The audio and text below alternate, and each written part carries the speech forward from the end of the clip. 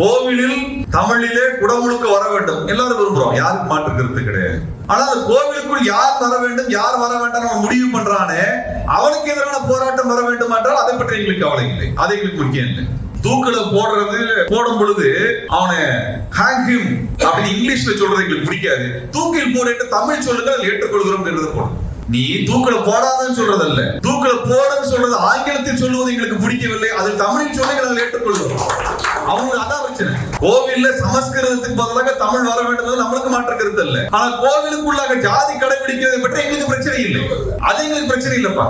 தமிழ் வந்துட்டா போதும். ஒருவேளை ஜாதி பேரை சொல்லி திட்டினா பச்சை தமிழ்ல திட்டுகிறார்கள், அதனால் ஜாதியில திட்டிக்கலாம் என்று இருக்கிறார்கள் நம்மளுக்கு தெரியல. ஜாதி வரியர்கள் திட்டுவதெல்லாம் பச்சை தமிழில் திட்டுகிறார்கள், அதனால் நாம் அதை பற்றி பேச வேண்டாம் நினைச்சிட்டாங்களான்னு தெரியல. அவர்களுக்கு எது பிரச்சனையா இருக்குதுன்னா எந்த முரண்பாடு இந்த மக்களை பிரிக்கிறதோ அது பிரச்சனை அல்ல, மேலோட்டமான தீர்வுகளை மட்டுமே அவர் பேசிக்கொண்டே போகிறார்.